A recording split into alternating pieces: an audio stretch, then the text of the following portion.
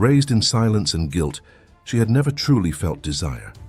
But that night a dream revealed a man who made her wake up breathless. When she told the details to her only friend, she never imagined he was listening. If you enjoy stories of love and romance, watch until the end, subscribe to this channel, and leave a comment saying where you are listening from. Aurora de Latis was 22 years old, but her soul seemed to belong to another time, a period before flesh, before touch, before desire itself had a name. Raised in a convent in the rural outskirts of Oxfordshire, after losing her parents in an accident that left her with scars no one could see, she had grown up among stained glass saints, veils of silence, and the oppressive repetition of sin as woman's inevitable destiny. In her body there existed a world untouched, but in her mind, behind those calm grey eyes, an ocean of unspoken questions churned endlessly. Since childhood, her sensitivity to art had been her escape, her restoration of sacred images, a way to redeem the parts of herself that faith tried so desperately to silence. When she accepted the invitation to restore a recently discovered fresco in the Van Galen Manor, lost among the ancestral moorlands of the Yorkshire Dales in northern England, Aurora never imagined she was accepting, in truth, a calling older than herself. The property, isolated from the world and perpetually shrouded in mist, belonged to Dorian Van Galen, heir to a bloodline marked by scandals, tragedies, and disappearances, hushed with money and influence. Dorian was rarely seen, but his decisions shaped every stone of the house, a Gothic manor of endless corridors, hand-carved halls, and antique mirrors that reflected more than faces. They captured echoes of what had never been spoken aloud. Aurora arrived with brushes and solvents, but she carried above all a new secret she didn't yet understand, a dream. The night before, alone in a guest room in the East Wing, she had dreamed of a man with feverish eyes wrapped in shadows, who led her through a nocturnal garden where statues came to life and murmured their names. In the dream he touched her, not with haste but with hungry devotion, as if her body were a forbidden altar. When she woke, drenched in sweat and trembling, she didn't know if she had sinned or been touched by something divine. The manor loomed before her like a creature from another century, all dark stone and narrow windows that seemed to watch rather than welcome. The October air was sharp with the smell of wet earth and decaying leaves, and as the car that had brought her from the village disappeared down the winding drive, Aurora felt the weight of isolation settle over her shoulders like a cloak. This was not just distance from London, where she'd caught the train.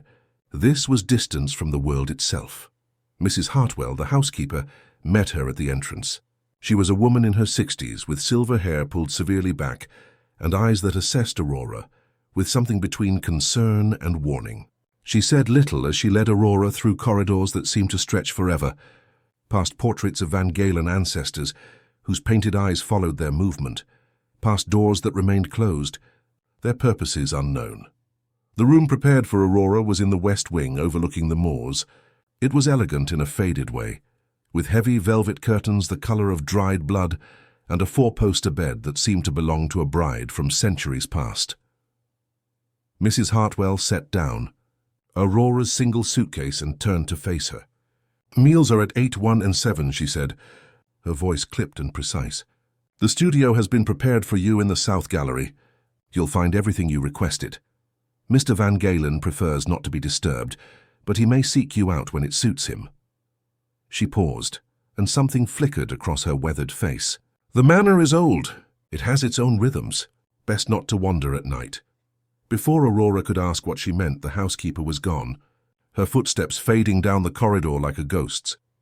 That first night, Aurora tried to orient herself in the unfamiliar darkness. The room was too quiet, the kind of silence that feels heavy, alive. She'd grown accustomed to the predictable sounds of the convent, the gentle bells marking the hours, the whispered prayers. Here there was only the wind against the windows and the occasional creak of old wood settling. She fell asleep with difficulty, her mind circling around the strangeness of this place, the feeling that she'd stepped into a story already in progress. The dream came just before dawn. She was walking through a garden she'd never seen, though somehow it felt familiar, inevitable. Stone statues lined the pathways, figures of angels and demons intertwined in poses that seemed both sacred and profane. The moon hung low and full, casting everything in silver light. And then he was there. The man from the previous night's dream, though this time she saw him more clearly. Tall with dark hair that fell across his forehead, eyes so intense they seemed to burn. He wore a white shirt open at the throat, and when he moved toward her, it was with the deliberate grace of a predator who knew his prey couldn't escape. He didn't speak. He simply reached for her, his fingers ghosting along her jawline, down her neck, tracing the hollow of her throat. Aurora couldn't move, couldn't breathe. Every nerve in her body came alive under his touch, sensation flooding through her in waves she'd never experienced, never even imagined. In the convent, they'd taught her that the body was a vessel of sin, something to be controlled, denied, punished into submission. But this felt like being born. His hands moved lower over the thin fabric of her nightgown, and she gasped as pleasure sharp as pain shot through her. He leaned close, his breath warm against her ear, and whispered words she couldn't quite hear but felt in her bones. When his mouth found hers, she tasted something forbidden, something that made her whole body arch toward him with desperate need. She woke with a cry caught in her throat, her nightgown twisted around her body, her skin flushed and damp. The grey light of morning filled the room, ordinary and cruel. Aurora lay there trembling, her heart pounding so hard she thought it might break through her ribs. What was happening to her? In 22 years she'd never felt anything like this. The nuns had warned about impure thoughts, about the devil's tricks, but they'd never prepared her for desire that felt like drowning, like being consumed from the inside out. She pressed her hands to her face, trying to steady her breathing. It was just a dream. Just her mind playing tricks in this strange new place. But even as she told herself this, she knew it wasn't true. There was something about that dream, about the man in it, that felt more real than the room around her. By the time she made her way down to breakfast, Aurora had managed to compose herself, though the memory of the dream clung to her skin like a second layer. The dining room was another cavernous space with high ceilings and more of those watching portraits. She was relieved to find she wasn't alone. A young woman about her own age sat at the long table, bright-eyed and animated, a splash of color in the manor's grey palette. "You must be Aurora!" The woman stood, extending her hand with genuine warmth. "I'm Catherine Mills. I'm the project administrator, basically here to make sure you have everything you need and don't get lost in this maze of a house." Her smile was infectious, her accent pure London with its casual confidence. "I'd say welcome, but honestly, this place is a bit mad, isn't it? Beautiful in a gothic horror sort of way, but definitely mad." Aurora found herself smiling back, tension easing slightly. "It's certainly atmospheric. That's diplomatic." Catherine poured tea for both of them. "I've been here 3 weeks, and I still find new rooms. Yesterday I opened a door and found an entire library I swear wasn't there before." "How was your first night? Sleep well?" The question was innocent, but Aurora felt heat rise to her cheeks. It wasn't fine. The quiet took some getting used to. Over breakfast, Catherine proved to be exactly what Aurora needed. Normal, cheerful, refreshingly uncomplicated. She explained the layout of the manor, warned about the unreliable hot water in the West Wing, and shared harmless gossip about the village 5 miles down the road. But when Aurora asked about Dorian Van Galen, Catherine's expression shifted, became more guarded. "I've seen him maybe 4 times since I arrived. He keeps to himself, mostly stays in the North Wing. Mrs. Hartwell runs the house, really. She paused, choosing her words carefully. "Intense, I suppose. Brilliant, obviously, given how he's preserved this estate and built his business empire. But there's something about him that's a bit unsettling. Like he's always thinking several moves ahead and you're just a piece on the board." Aurora absorbed this, feeling an odd flutter in her chest that might have been anxiety or something else entirely. The studio was breathtaking. Located in the South Gallery, it had enormous windows that filled the space with northern light, perfect for restoration work. The fresco she'd been hired to restore covered most of one wall, partially obscured by centuries of grime and misguided previous attempts at preservation. Even in its damaged state, Aurora could see it was extraordinary, depicting what appeared to be a coronation scene, though there was something strange about the figures, something that made her skin prickle with recognition. She spent the morning documenting the current condition, taking photographs, making notes.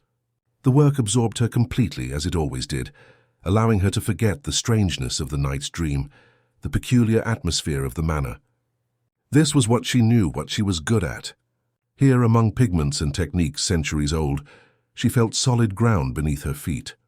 It was late afternoon when Catherine found her, bringing tea and biscuits. They sat together on the floor beneath the fresco, and Aurora found herself relaxing in the younger woman's easy company.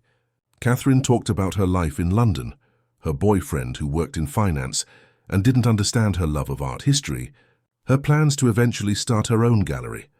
And then, without quite meaning to, Aurora found herself talking about the dream. It started innocently enough.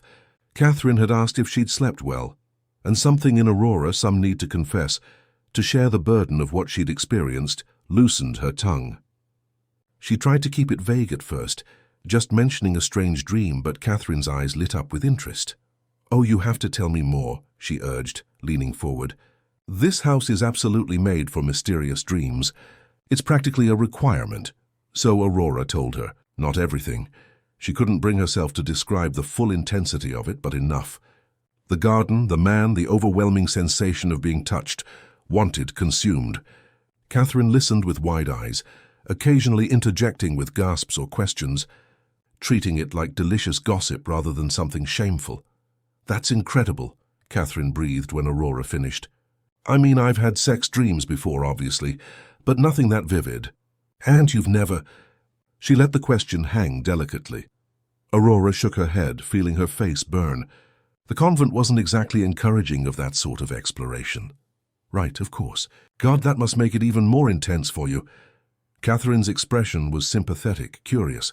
"Do you think it means something?" "Being here in this house?" "I don't know what it means," Aurora admitted. "It felt so real, Catherine. When I woke up, I could still feel his hands on me. I could still taste—" She broke off, mortified at what she'd almost revealed. They were sitting in the library later that afternoon, Aurora having confessed she needed the comfort of books after such an unsettling night.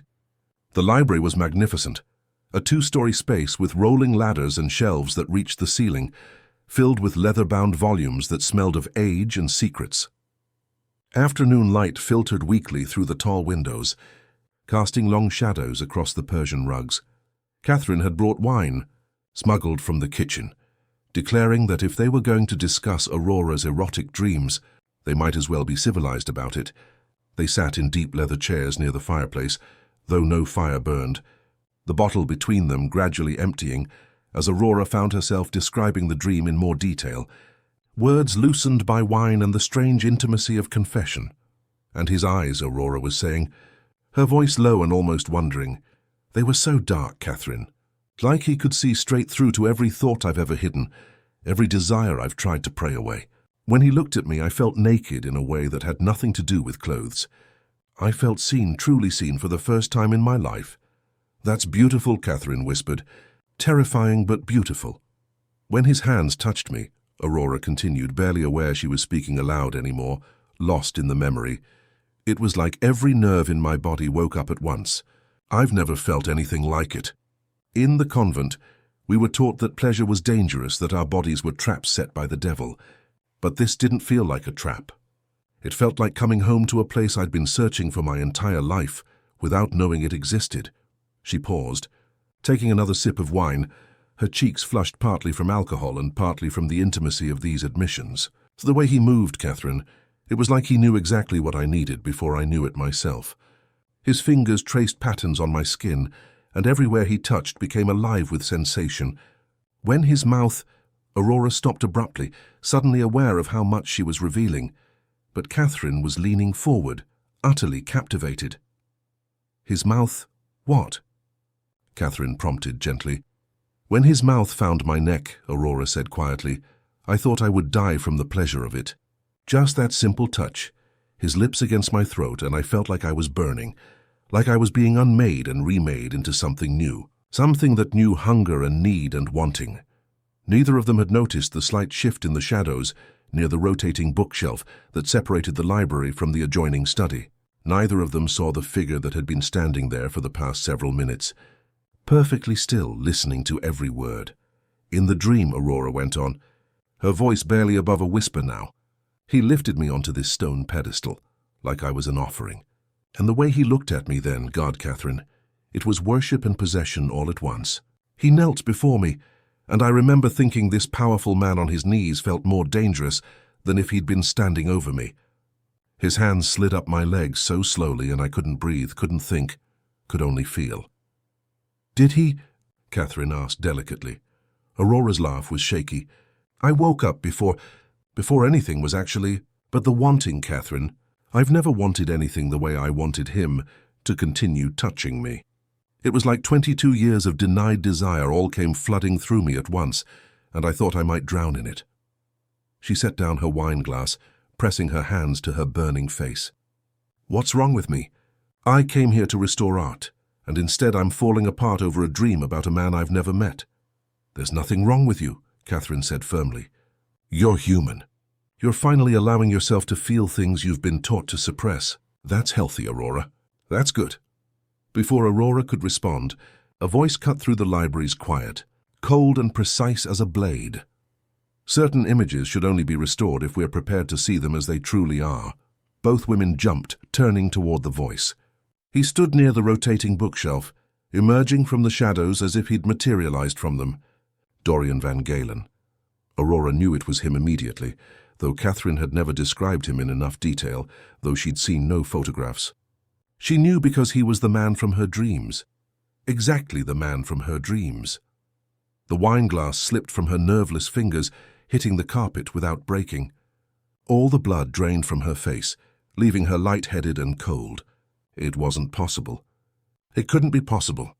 And yet there he stood, tall and lean in dark clothes, with that same dark hair falling across his forehead, those same burning eyes that seemed to see straight through to her soul. The same mouth that had traced fire across her dream skin. How long had he been standing there? How much had he heard? Everything, Aurora realized with horror flooding through her. He'd heard everything. Every intimate detail she'd confessed. Every description of desire and touch and yearning. The knowledge was there in his eyes, in the slight curve of his lips that wasn't quite a smile. Catherine had scrambled to her feet, her face flushed. "Mr. Van Galen, we didn't realize we were just having a private conversation," he finished, his gaze never leaving Aurora's face, "which I inadvertently overheard. My apologies." But there was no apology in his tone, only something that made Aurora's skin prickle with awareness. "I came to see how Mr. Lattis was settling in, whether the studio meets her requirements." Aurora managed to stand, though her legs felt unsteady. Up close, he was even more devastating than in her dreams. There was something about him that seemed barely contained, a kind of intensity that made the air feel charged, difficult to breathe. He was perhaps 30, with the kind of sharp aristocratic features that belonged in those oil paintings lining the corridors. But there was nothing soft about him. He looked like a man who'd long ago burned away anything gentle, leaving only edges and shadows. "The studio is perfect," she heard herself say, her voice surprisingly steady. "Everything I need. Good." He moved closer, and Aurora had to fight the urge to step back. Not from fear, exactly, but from the overwhelming force of his presence. "The fresco is quite remarkable, isn't it?" It was hidden beneath layers of whitewash for over 2 centuries. "My family tried to bury it, apparently. Makes one wonder what they found so threatening about an image of a coronation." He was standing close enough now that Aurora could smell him, cedar and something darker, more primal.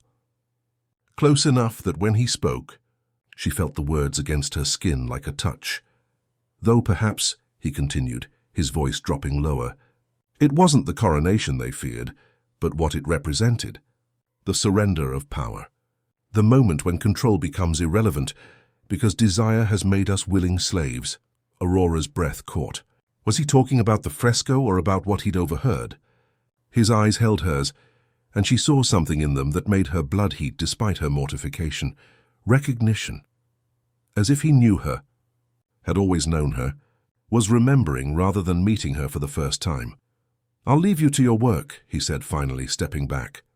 But just before he turned away, his fingers brushed against hers, the contact so brief it might have been accidental. Except Aurora felt the intention in it, the electricity that shot up her arm and straight to her core. "Sleep well tonight, Mr. Lattis. The manor has a way of bringing our hidden selves to the surface. It can be quite illuminating." Then he was gone, disappearing back through the shadows of the rotating bookshelf as silently as he'd appeared, leaving Aurora trembling and Catherine staring after him with wide eyes. "Oh my God," Catherine whispered. "Tell me I'm not crazy, but did that feel like the most sexual conversation about art restoration you've ever witnessed?" Aurora couldn't answer. Her hand was still burning where he'd touched her, and all she could think was that he knew. He'd heard everything. Every intimate confession, and worse, far worse, he was the man from her dreams. Which meant what? That somehow she'd dreamed of him before seeing him? That this place, this house, was doing something to her mind? Or that what was happening between them had already begun long before she'd arrived? That night, Aurora lay in her bed unable to sleep, staring at the canopy above her while her mind raced. The house was full of sounds now that she was listening. Distant footsteps, doors opening and closing, the wind howling around the eaves like something alive and hunting. Every sound made her think of Dorian, wonder where he was, what he was doing, if he was thinking about her. The memory of his touch, brief as it had been, played on a loop in her mind. She'd spent 22 years training herself not to feel, not to want. One accidental brush of his fingers had undone all of it. Her body felt restless, hungry in a way she didn't know how to satisfy. She wanted him to touch her again. She wanted to know if reality could match what her dreams had promised. This was dangerous. This was exactly what the nuns had warned her about, the slippery slope from temptation to sin. She should leave, catch the first car back to the village tomorrow, return to London and find another commission. Any sane person would. But Aurora had never felt more awake, more alive than she had in those moments in the library, with Dorian's eyes on her. For the first time in her life, she wasn't trying to be good or proper or acceptable. She was simply feeling, existing in her body without shame or fear. And that terrified her more than anything. Just as she was finally drifting towards sleep, a sound made her eyes fly open. Footsteps in the corridor outside her room, slow and deliberate. They paused at her door. Aurora held her breath, her heart hammering. Was it him? Was Dorian standing just beyond that door, as unable to sleep as she was? The footsteps moved on, fading into the distance, and Aurora exhaled shakily. This was madness. She'd been here barely a day, and already she was coming undone. But as she closed her eyes again, she couldn't suppress the small, shameful part of her that had been disappointed when those footsteps didn't stop, when that door didn't open. The dreams came again that night, more vivid than before, and this time when the man touched her, she knew exactly whose hands were mapping the geography of her body, whose mouth was teaching her what pleasure truly meant. And this time when she woke gasping and tangled in sheets, she didn't try to pray the desire away. She lay there in the grey dawn, her body still humming with need, and admitted the truth to herself: she didn't want to leave. Whatever was happening here, whatever dark current was pulling her toward Dorian Van Galen, she wanted to surrender to it. Wanted to discover what lay on the other side of all that careful control she'd maintained her entire life. The restoration, she told herself, would take weeks. She could stay, do the work she'd been hired for, and see where this strange pull between them led. It didn't have to mean anything. It didn't have to be forever. But even as she thought this, Aurora knew she was lying to herself. Something had been set in motion the moment she'd crossed the threshold of Van Galen Manor. Something inevitable and inescapable. And deep in her bones, beneath all her careful training and years of repression, some ancient part of her recognized this feeling. It felt like fate. It felt like falling. It felt like coming home to a place she'd been running from her entire life, only to discover it had been waiting for her all along. In another wing of the manor, Dorian stood at his window, looking out over the moors as dawn broke grey and cold. He'd known the moment she'd arrived, had felt the shift in the house, the way the very air seemed to change. He'd stayed away deliberately, giving her time to settle, to let down her guard. Then he'd heard voices in the library and moved closer, intending merely to observe. What he'd heard instead had nearly brought him to his knees. Her voice, soft and wondering, describing dreams he'd sent her, confessing desires he'd planted and nurtured while she slept, walking through her mind like a familiar house.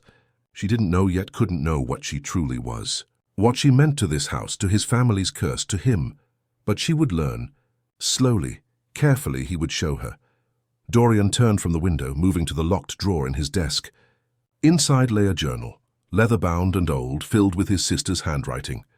Annalise's final entries, before she'd been taken from him 15 years ago, before the house had claimed her the way it claimed every Van Galen woman who showed the signs. The dreams, the sensitivity, the pull toward the forbidden. Aurora was showing all the signs, which meant time was running short. He had to determine if she was merely another victim of the curse, or if she could be something different, something that might finally break the cycle that had destroyed his family for generations. He'd heard the longing in her voice when she'd described her dreams, the awakening hunger. Good. He would feed that hunger, nurture it, watch it grow until she had no choice but to choose him over everything else. Her morality, her faith, her fear, because Dorian Van Galen had learned long ago that love wasn't gentle. It was possession, consumption, and he would consume Aurora completely, down to her very soul. It was the only way to save her, or destroy them both trying. The days that followed blurred together in a haze of work and waiting, of stolen glances and weighted silences that felt louder than any words. Aurora threw herself into the restoration with an intensity that bordered on obsession, spending hours in the South Gallery, carefully removing centuries of grime and misguided repairs from the fresco.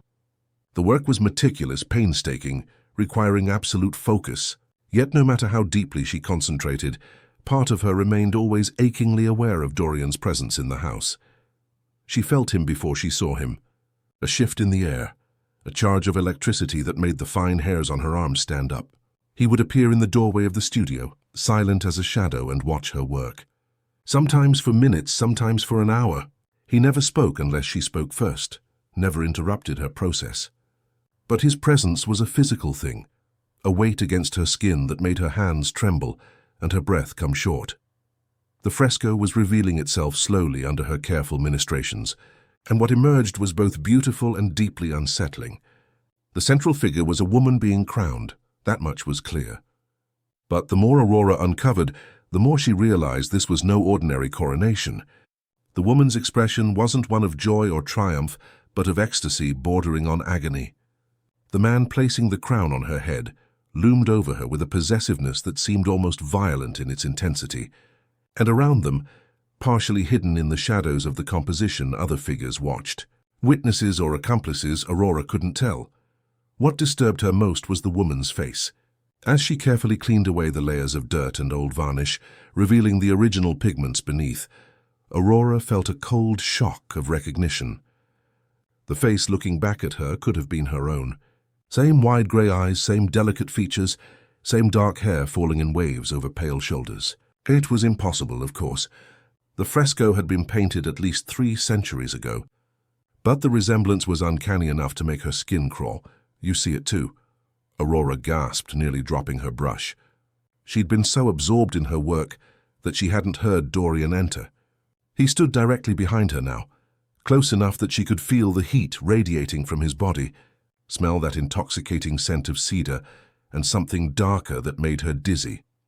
The resemblance, he continued, his voice low and intimate, pitched for her ears alone. It's quite remarkable. One might think she'd been painted with you in mind. Aurora forced herself to keep breathing normally, though her heart was racing. That's impossible. This fresco is from the 17th century. The official dating says 17th century, Dorian corrected, but my family's records suggest it may be far older than that. Repainted over an earlier work, layers upon layers of the same image being recreated through the centuries. He moved closer still, and Aurora felt his breath against her neck. Always the same woman. Always the same moment of surrender disguised as sovereignty. She should move away, should put distance between them. But Aurora found herself frozen, trapped between the wall and his presence, her body responding to his nearness with a hunger that terrified her. "What do you want from me?" The words came out barely above a whisper. "Want from you?" Dorian's hand came up, not touching her but hovering just beside her face, so close she could feel the warmth of his palm. "I want you to finish the restoration. I want you to see what lies beneath all those centuries of concealment. I want you to understand what you've walked into. And what have I walked into?" His fingers finally made contact, the lightest brush against her cheekbone, and Aurora's eyes fluttered closed at the sensation. When she forced them open again, she found him watching her with an intensity that stole her breath. "A story that began long before you were born," he said. "A pattern that repeats, a hunger that never dies but only waits, patient and eternal, for the next woman who fits the shape of the curse."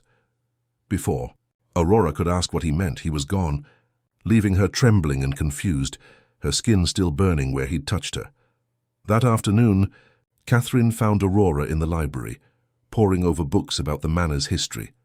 The younger woman took one look at her face and immediately poured them both generous glasses of wine from the bottle she seemed to perpetually carry. "He's getting to you," Catherine said. "Not a question, but a statement. I've seen the way he watches you." "It's intense, Aurora. Almost frightening." "He watches everyone," Aurora protested weakly. "No, he doesn't. I've been here over a month and he barely acknowledges my existence. But you, he looks at you like you're a puzzle he's desperate to solve. Or like you're something he's been waiting for." Catherine paused, studying Aurora's face. "Have you been having more dreams?"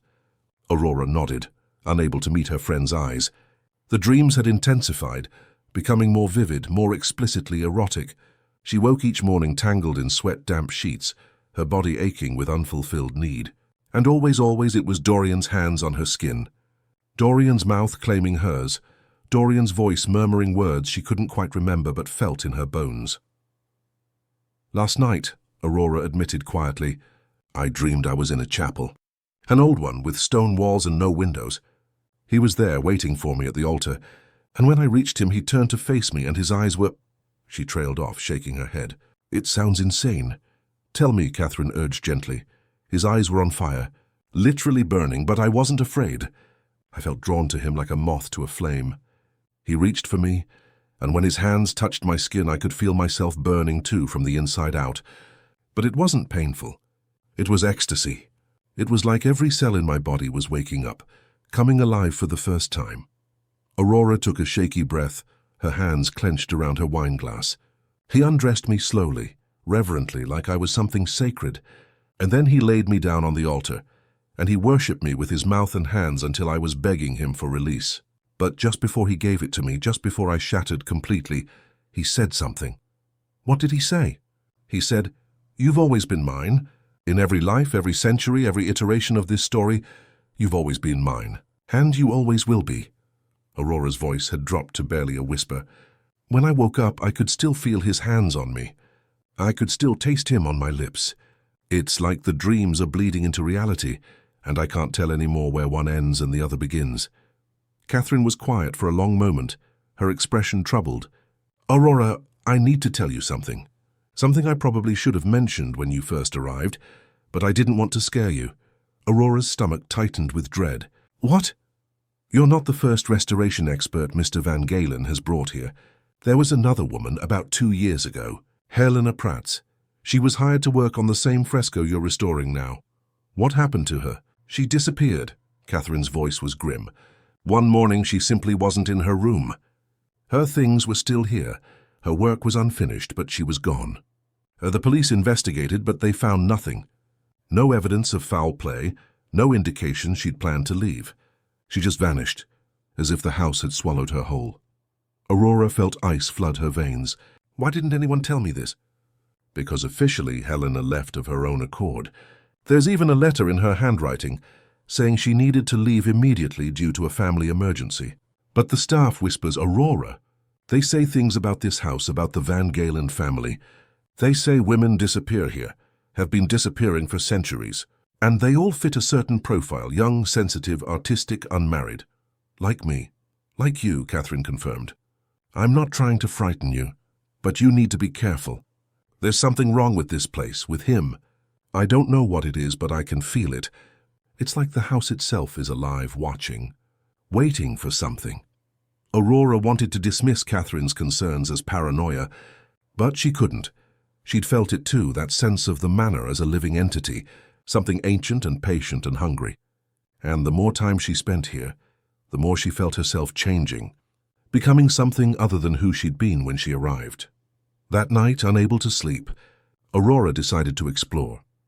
Mrs. Hartwell had warned her not to wander at night, But Aurora had never been good at following rules she didn't understand. She pulled on a dressing gown over her nightgown and ventured into the corridor, guided by the dim sconces that lined the walls. The house felt different at night, more alive. Shadows moved in her peripheral vision, and she could have sworn she heard whispers echoing from empty rooms. She found herself drawn deeper into the manor, down corridors she hadn't explored before, past doors that were locked, and others that stood slightly ajar, revealing glimpses of rooms frozen in time. She was in what must be the oldest part of the house when she found the portrait. It hung in a narrow hallway, almost hidden in shadow, depicting a young woman in 18th century dress. The woman's face made Aurora stop dead, her heart hammering.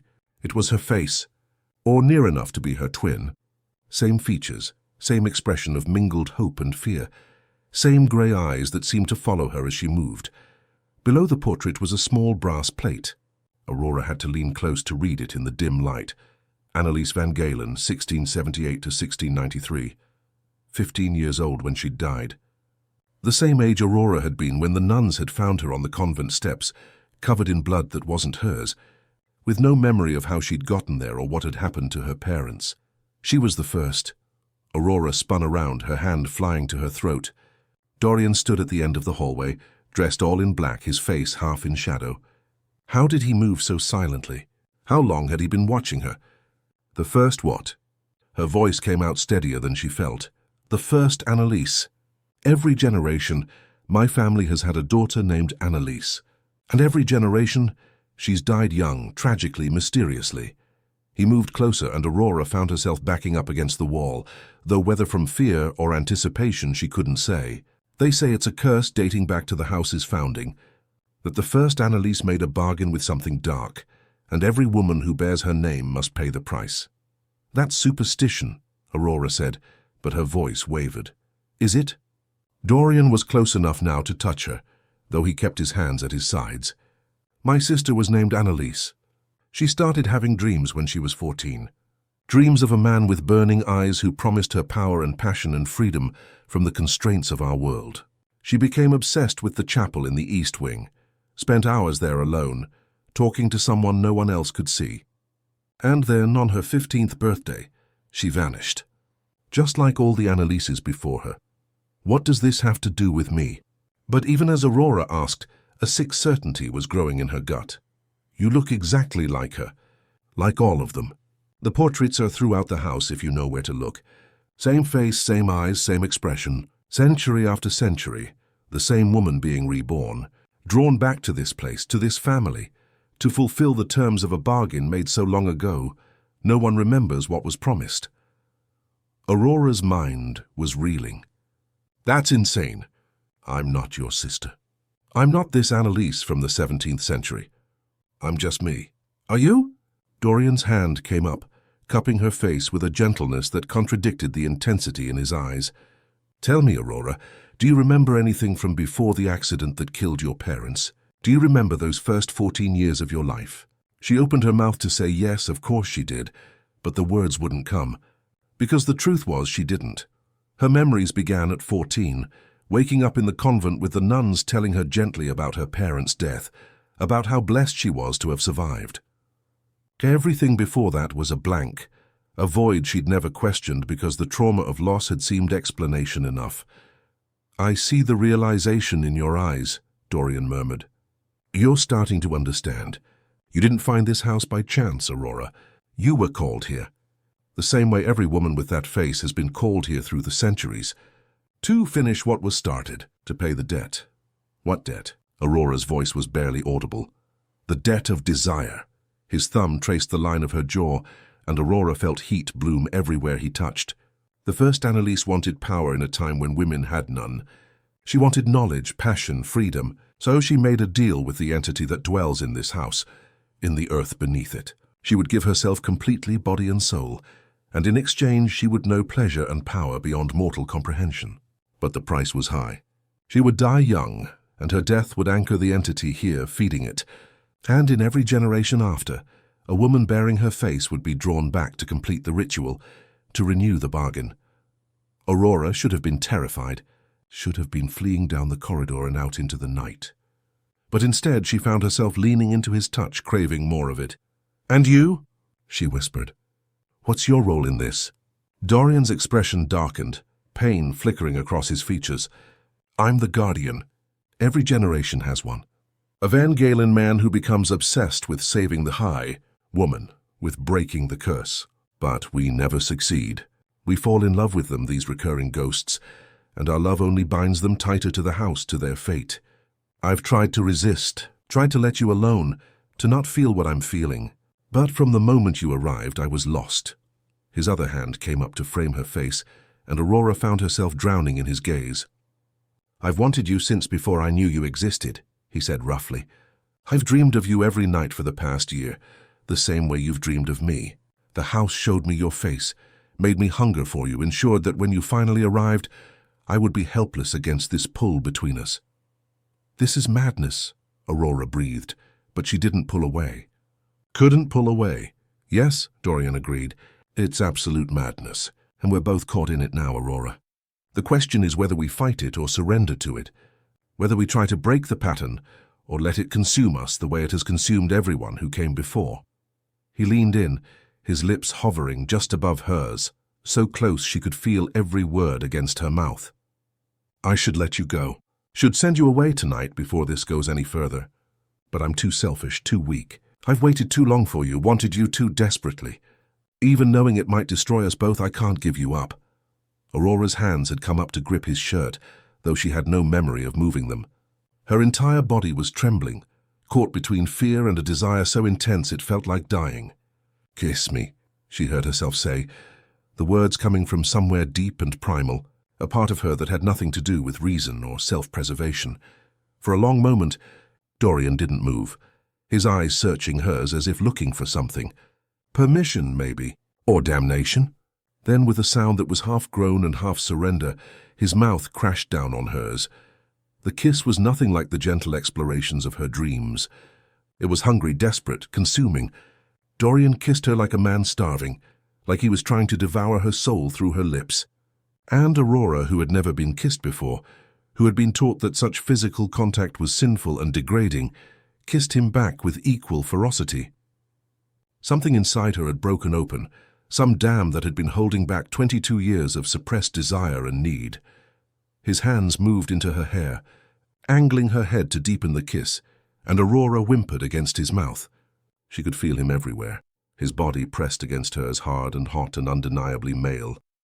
When his tongue traced the seam of her lips, requesting entrance, she opened for him without hesitation. The taste of him flooded her senses, dark and addictive. His tongue explored her mouth with a thoroughness that made her knees weak, made heat pool low in her belly, and spread through her limbs like liquid fire.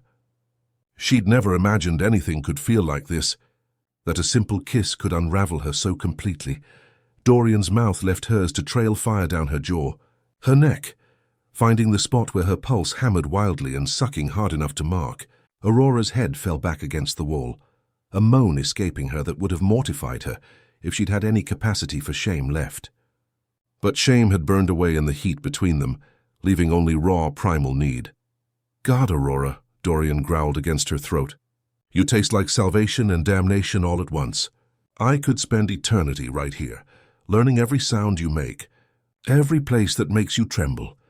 His hands slid down her sides over the thin fabric of her nightgown, and Aurora felt her body arch into his touch instinctively, seeking more.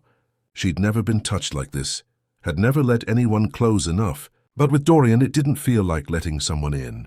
It felt like coming home. It felt like remembering something her body had always known, but her mind had forgotten. Just as his hand began to slide lower, just as Aurora thought she might shatter from the intensity of sensation, a door slammed somewhere in the house. The sound echoed through the corridors, and Dorian pulled back abruptly, his breathing harsh and his eyes wild. "You need to go back to your room," he said, his voice rough with desire and something else. "Regret, maybe. Or fear. Now, Aurora, before I lose what little control I have left." Aurora stared at him, dazed and aching with unfulfilled need. "I don't understand." "What just—" "You don't understand because you're not meant to yet. But you will." He stepped back, putting distance between them, and Aurora felt the loss of his warmth like a physical pain. The house is waking up, responding to what's building between us. It wants completion. It wants the ritual finished. And if I don't let you go right now, I won't be able to stop myself from giving it exactly what it wants. He turned away from her, his hands clenched into fists at his sides. Go, Aurora, please, while I can still let you. Aurora fled, her heart pounding and her body burning with desire and confusion. She ran through the dark corridors, no longer caring about getting lost, only needing to put distance between herself and Dorian before she completely lost her mind. When she finally reached her room and locked the door behind her, she collapsed against it, trembling and gasping for breath. What was happening to her? Who was she becoming? She stumbled to the mirror above the dresser and stared at her reflection. Her lips were swollen from Dorian's kisses, her neck marked with evidence of his mouth. Her eyes looked wild, unfamiliar. And there, just visible beneath the neckline of her nightgown, a bruise was forming in the exact shape of his fingers. Aurora touched it gently, feeling the tender ache, and instead of shame or horror, she felt satisfaction, possession, like she was finally becoming real, finally existing as more than just a ghost moving through the world. She didn't sleep that night. Instead, she lay in bed and tried to make sense of everything Dorian had told her. Curses and bargains and women who all shared her face. It sounded like something from a Gothic novel, too melodramatic to be real. And yet she couldn't deny the evidence. The portraits she'd seen, the way the house felt alive around her, the dreams that had started before she'd ever laid eyes on Dorian. Most of all, she couldn't deny the pull she felt toward him. It went deeper than physical attraction, though God knew that was intense enough. It was recognition. When she looked at him, she didn't see a stranger. She saw something ancient and familiar, as if they'd known each other in 1,000 different lifetimes. As dawn finally began to gray the sky outside her window, Aurora made a decision. She wouldn't run. She wouldn't leave this place and return to the safe, numb existence she'd had before. Whatever was happening here, whatever dark current was pulling her toward Dorian and toward some fate she didn't yet understand, she would see it through. For the first time in her life, Aurora de Lettis chose desire over duty, chose herself over what others expected of her. She had no way of knowing that this choice, made in the grey light of an English dawn, would set in motion events that had been waiting centuries to unfold. That by choosing to stay, she was stepping fully into the pattern that had claimed every woman who'd worn her face. But even if she had known, she suspected she would have made the same choice, because some hungers, once awakened, could never be put back to sleep. And Aurora's hunger for Dorian, for the truth, for the dark passion he promised, had been awoken thoroughly. The next morning, Aurora returned to the studio with renewed purpose. If there were answers to be found, they would be in the fresco. Every brushstroke she uncovered felt significant now, weighted with meaning. As she carefully cleaned away more layers of concealment, the image continued to reveal itself, and with each revelation, Aurora's certainty grew. This wasn't just any coronation. It was a ritual. The crown being placed on the woman's head was made of thorns and flowers intertwined, and if Aurora looked closely at the man's hands, she could see they were bleeding from holding it. A willing sacrifice. The figures in the shadows weren't just witnesses. They were previous iterations, ghostly women with the same face watching their own fate play out again. And there, at the bottom of the fresco, partially obscured by centuries of grime, Aurora found text. Latin, faded almost to illegibility, but still readable if she squinted. She copied it carefully into her notebook. Sanguis primi amoris sigillum sickli perficit. Corpus virginis tempus rumpit. The blood of first love seals the cycle. The body of the virgin breaks time. Catherine found her standing there staring at the words, her face pale. Aurora, what is it? You look like you've seen a ghost. Maybe I have, Aurora said quietly. She showed Catherine the text, explained what it meant. I think this fresco isn't depicting something that happened. It's depicting something that keeps happening. A ritual that repeats. That's insane. Is it? Explain the portraits, then. Explain why every generation of this family has a woman who looks exactly like me and disappears mysteriously. Explain why I can't remember anything before I was 14, why I feel like I've been here before even though I know I haven't. Catherine's expression shifted from skepticism to worry. What are you saying? I'm saying that maybe the stories about this place aren't just superstition. Maybe something really is happening here. Something that's been happening for centuries. And maybe I'm supposed to be part of it. Then we leave, Catherine said firmly. Right now. Pack your things and we'll go back to London. Forget about the fresco. Forget about Dorian Van Galen and his cursed house. But Aurora was already shaking her head. I can't. I need to know, Catherine. I need to understand what this is, what I am, and... She hesitated, then admitted the truth. I don't want to leave him. Aurora, you barely know him. I know. It doesn't make sense. But when I'm with him, I feel more alive, more myself than I've ever felt. Like I've been sleepwalking through my entire life, and I've finally woken up. How can I walk away from that? Catherine looked at her friend with real fear in her eyes, because that's exactly what the curse would make you feel. Don't you see? That's how it works. It makes you want to stay, makes you think this is destiny or fate or true love. But it's just feeding on you, Aurora, using your desires against you. Maybe Catherine was right. Maybe everything Aurora felt was manufactured, a trick of whatever dark entity inhabited this place. But manufactured or not, the feelings were real to her. The hunger was real, the need was real, and Aurora was done living a half-life, done denying herself the intensity of experience because it might be dangerous or wrong. I'm staying, she said firmly. At least until the restoration is finished. I owe Mr. Van Galen that much. Catherine looked like she wanted to argue more, but something in Aurora's expression stopped her. Fine, but I'm staying too. And I'm watching him. If he does anything at all that threatens you, I'm calling the police. Curse or no curse? Aurora smiled weakly. Thank you.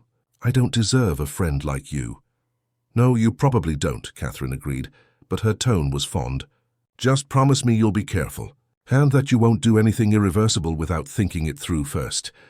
It was a promise Aurora wasn't sure she could keep. But she made it anyway because Catherine needed to hear it. Because she herself needed to believe she still had some control over what was happening, even though deep in her bones, Aurora knew the truth. Control was an illusion. She'd given it up the moment she'd crossed the threshold of Van Galen Manor, the moment she'd kissed Dorian back in that dark corridor, the moment she'd decided that some fates were worth surrendering to, no matter how dark the price. The days blurred into a strange, dreamlike existence. Aurora worked on the fresco during daylight hours, her hands steady even as her mind churned with questions and half-formed fears. But it was the nights that truly belonged to her and Dorian, though they rarely spoke of what passed between them in those dark hours. He would come to her room, or she would find herself drawn to his study in the north wing, pulled by an invisible thread she no longer tried to resist. They didn't make love, not yet, but they explored each other in ways that felt more intimate than any physical consummation could be. Dorian would trace the lines of her face in the firelight, memorizing her features as if she might disappear at any moment. Aurora would press her ear to his chest and listen to his heartbeat, finding strange comfort in its steady rhythm. They talked in whispers about everything and nothing, about childhoods neither could fully remember, about desires that felt older than their bodies. Sometimes he would read to her from ancient books in languages she didn't recognize, but somehow understood. Other times they would simply sit in silence, the weight of what was building between them, filling the space more thoroughly than words ever could. And always, there was the hunger, the knowledge that they were holding back from something inevitable, some final surrender that would change them both irrevocably. It was Mrs. Hartwell who finally gave Aurora the key that would unlock the next layer of truth. The housekeeper had been watching her with increasing concern, her stern features occasionally softening into something like pity. One morning, as Aurora was leaving the dining room after breakfast, Mrs. Hartwell pressed something cold and metal into her palm. "The studio," she said quietly, glancing around to ensure they were alone. "There's a loose floorboard beneath the window, third one from the right. She left something there. The girl before you." Aurora's fingers closed around the key. "Helena." Mrs. Hartwell's expression was grim. "I liked her. She reminded me of my own daughter, God rest her soul. Sweet girl, talented. But this house, this family, they have a way of consuming the sweet ones. I tried to warn her, same as I'm trying to warn you now. But I can see you've already made your choice, same as she did." What happened to her? Aurora asked urgently. Where did she go? Some questions are better left unanswered, child. But if you're determined to walk this path, you should at least know what you're walking into. Read what she wrote, and then decide if he's worth the price. Mrs. Hartwell's eyes were suddenly wet, her voice thick with emotion. They always think love will be enough to break the curse, but love is what feeds it. Love is the key that turns in the lock and opens the door to whatever waits on the other side. Before Aurora could ask more, the housekeeper was gone, her footsteps echoing down the hall with finality. Aurora waited until afternoon, when she knew Catherine would be in the village posting letters, before she retrieved the diary. The floorboard came up easily, as if it had been opened many times before. Beneath it lay a leather-bound journal, its pages warped from moisture and time. Aurora's hands trembled as she lifted it out. Saw the name embossed on the cover in faded gold, Helena Pratt's. She locked the studio door before opening it, some instinct warning her that what she was about to read required privacy. The first entry was dated 2 years prior, Helena's handwriting neat and optimistic. She wrote about arriving at the manor, about the beauty of the fresco she'd been hired to restore, about Mr. Van Galen's unusual intensity, but his obvious dedication to preserving his family's heritage. But as Aurora turned the pages, the tone shifted. Helena began describing dreams, vivid and disturbing dreams of a man with dark eyes who visited her each night, dreams that left her aching and confused, caught between desire and terror, dreams that felt more real than her waking hours. I know I should leave, Helena had written 3 weeks into her stay. Every rational part of my mind is screaming at me to pack my things and run. But I can't. God help me, I don't want to. When I'm with him, I feel alive in a way I've never experienced. Like I've been living my whole life underwater, and he's teaching me how to breathe. Is this what madness feels like? This certainty that something wrong is actually the only right thing in the world. Aurora's breath caught. These could have been her own words, her own thoughts. The parallels were uncanny, disturbing. Helena's entries became more fragmented as weeks passed, describing experiences that seemed impossible. She wrote about seeing her own reflection in mirrors and not recognizing herself, about finding rooms in the manor that disappeared when she tried to return to them, about hearing voices whispering her name from behind closed doors, and always at the center of it all was Dorian. He kissed me tonight, one entry read, the handwriting shaky as if written in haste or fear. Finally, after weeks of circling each other, of stolen glances and accidental touches, he kissed me. And I understood why women through history have betrayed kingdoms and forsaken gods for passion. His mouth on mine felt like coming home and being destroyed all at once. When he touched me, I could feel something inside me breaking open, some part of myself I'd kept locked away, because I knew if I ever let it free, I would never be able to contain it again. The entries after that kiss became increasingly disturbing. Helena described waking up in places she had no memory of going, finding marks on her skin she couldn't explain, experiencing hours of missing time. She wrote about discovering the portraits, the repeating faces, the pattern that stretched back centuries. And she wrote about realizing she was just another iteration, another woman being pulled into an ancient ritual she didn't understand. I found the chapel tonight, Helena wrote in an entry dated a month before she disappeared. The one in the east wing that Mrs. Hartwell said was always locked, but the door opened for me as if it had been waiting. Inside there are murals on every wall, depicting the same scene over and over. A woman surrendering to a man who is both lover and executioner, a ritual of blood and desire. And beneath the altar, there are names carved into the stone, dozens of them, all women, all with death dates that come exactly 15 days after their arrival at the manor. Aurora's blood ran cold. She flipped frantically through the remaining pages, looking for the final entry. It was dated exactly 14 days after Helena's arrival. Tomorrow is the 15th day, Helena had written, her handwriting nearly illegible now. I can feel something building, like a storm gathering on the horizon. Dorian came to me tonight and told me the truth, all of it, about the curse, about what I really am, about what will happen if I stay. He begged me to leave, tears streaming down his face, saying he couldn't bear to lose another woman to this house's hunger. But I'm not leaving. I've made my choice. Whatever I was before I came here doesn't matter anymore. This is what I was made for. This is why I exist. Tomorrow night, We'll complete the ritual in the chapel. And either I'll break the curse and save him, or I'll become just another name carved in stone. But at least I'll have known what it feels like to be fully alive, fully consumed by desire, even if only for these brief burning days. And that was the last entry. Aurora sat frozen, the diary trembling in her hands. 15 days. She counted backward frantically. She'd arrived at the manor 12 days ago. She had 3 days left. The diary slipped from her nerveless fingers, landing on the floor with a soft thud that seemed to echo through the silent studio. 3 days. 3 days until what? Until she disappeared like Helena? Until the ritual was completed? Until she became just another ghostly face in the pattern? Aurora's first instinct was to run, to pack her things immediately and leave this cursed place before it was too late. But even as the thought formed, she knew she wouldn't do it. Couldn't do it. Not because the house or the curse held her, but because leaving would mean never knowing the truth, never understanding what she was, what Dorian was, what this connection between them really meant. And more than that, leaving would mean abandoning Dorian to this cycle.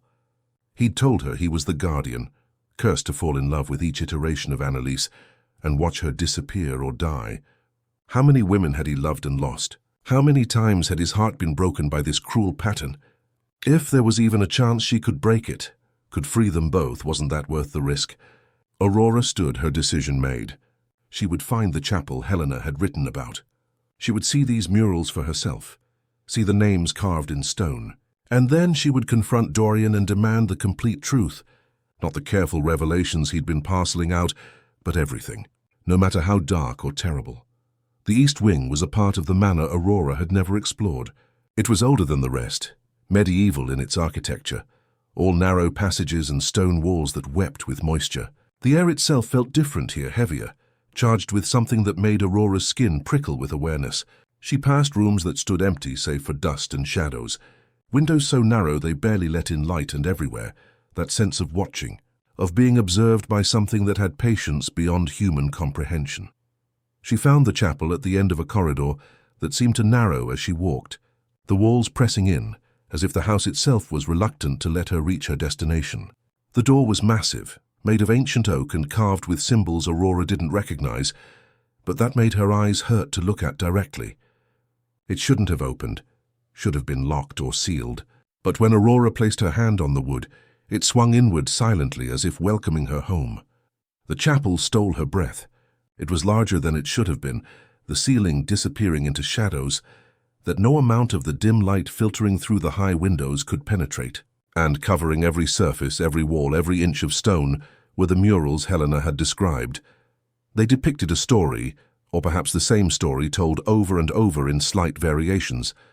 A woman approaching an altar, a man waiting for her, his features obscured by shadow or flame, the woman kneeling offering herself, the man placing something on her head, a crown of thorns and flowers, and then, in increasingly explicit detail, what came after, the consummation, the joining of bodies in acts that were both sacred and profane, blood, ecstasy, transformation. Aurora moved through the chapel in a daze, her eyes unable to look away from the images, even though they made something deep inside her ache with recognition and fear. She'd seen these scenes before. In her dreams, Dorian touching her exactly as the shadowy man touched the woman in the murals, her body arching in precisely those poses of surrender and desperate need. It wasn't that the dreams were predicting the future. They were showing her the past, or perhaps if time truly was broken here as the Latin inscription suggested, they were showing her the eternal present, the moment that kept happening over and over, seeking completion that never came. At the front of the chapel stood the altar Helena had mentioned, a massive block of stone that seemed to drink in the light rather than reflect it. Aurora approached slowly, her heart pounding so hard she felt dizzy. And there, carved into every surface of the altar, were the names. She read them with growing horror. Margaret Van Galen, 1689, Elizabeth Rothschild, 1723, Catherine Worth, 1756. On and on, dozens of names, each with a date. And at the very bottom, the most recent addition, the letters still sharp and clear. Helena Prats, 2023. Aurora's knees gave out, and she sank to the stone floor, her vision blurring with tears. Helena hadn't left. She hadn't disappeared into the night. She'd completed the ritual and then she'd died. Or been transformed, or whatever happened when the curse took its sacrifice. And in 3 days, Aurora's name would join these others. I hoped you wouldn't find this place. Aurora looked up to see Dorian standing in the chapel doorway, backlit by the corridor light so his face was in shadow. He looked like one of the figures from the murals, beautiful and terrible all at once. How much of it is real? Her voice echoed strangely in the chapel, as if multiple versions of her were asking the question at once. How much of what I feel for you is actually me, and how much is the curse making me feel it? Dorian moved into the chapel, his footsteps silent on the stone floor. I don't know. I've asked myself that same question about my feelings for every woman who's come here wearing your face. Is it love or compulsion, choice or destiny? Does it matter? Of course it matters. Aurora pushed herself to her feet, anger cutting through her fear. If this is all just a trick, just the curse manipulating us both, then none of it is real. None of it means anything, doesn't it? Dorian was close now, close enough to touch, though he kept his hands at his sides. If you feel it, if I feel it, how is that not real? The curse may have brought you here, may have shaped our attraction, but what we do with these feelings, that's our choice. That's the only freedom we have. Freedom. Aurora laughed bitterly. You call this freedom? Knowing that in 3 days I'll either die or disappear, or become another name on that altar. Knowing that everything between us is leading to some ritual I don't understand. That's not freedom, Dorian. That's a trap. Then leave. His voice was raw, desperate. Go tonight. I'll have a car take you to the village, and you can catch the first train to London. Run away from this place, from me, from whatever fate is waiting. Save yourself, Aurora, because God knows I can't. She stared at him, saw the anguish in his eyes, the way his hands were clenched into fists as if he was physically restraining himself from reaching for her, and she understood. He'd had this conversation before, had told other women to run, watched them choose to stay and then lost them to the curse. How many times? How many variations of her had he loved and grieved? What happened to Helena? Aurora asked quietly. Tell me the truth. All of it. Dorian's face contorted with pain. She stayed. On the 15th night, she came to this chapel willingly, knowing what would happen. We performed the ritual, thinking that perhaps this time, with this woman, it would be different. That love would be enough to break the pattern. He turned away, his voice dropping to barely a whisper. It wasn't. The morning after, her body was cold in my arms, her eyes open and empty. And on the altar, her name had appeared, carved by invisible hands. I buried her in the family crypt where all the others are buried. Another sacrifice to a bargain I never made but am bound to enforce. Aurora felt tears streaming down her face. Then why let me stay? Why not force me to leave before it's too late? Because I'm selfish. Dorian turned back to her, and there was nothing guarded in his expression now, just raw need and desperation. Because even knowing how it will end, I can't give up these days with you. Every moment we have together, even if they lead to your death, feels more real, more vital than any other part of my existence. I'm damned, Aurora. I've been damned since the day my sister disappeared, and I realized what this family truly is.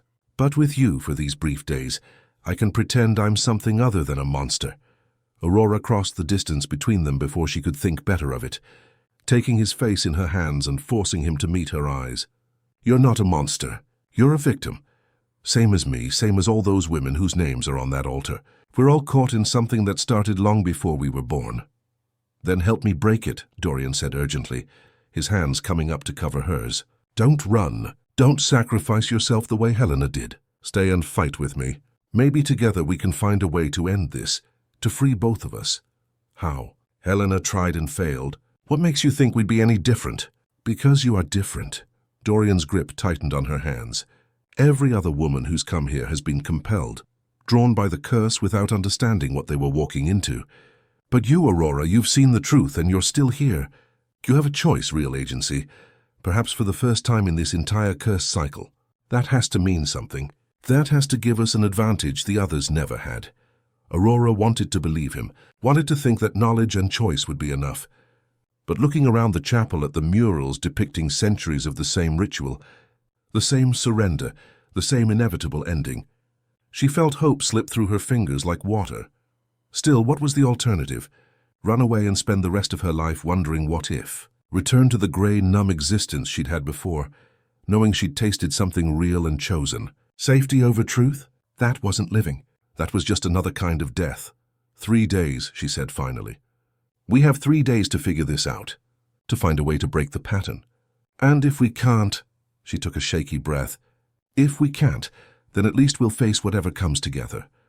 Dorian pulled her against him with something like desperation, burying his face in her hair. I don't deserve you. Don't deserve any of the women who've given their lives to try to save a man they barely knew. But I'm too weak to let you go, too selfish to do the right thing. Aurora held him just as tightly, feeling his heart racing against hers. Then we're both selfish, both foolish, but at least we're not alone.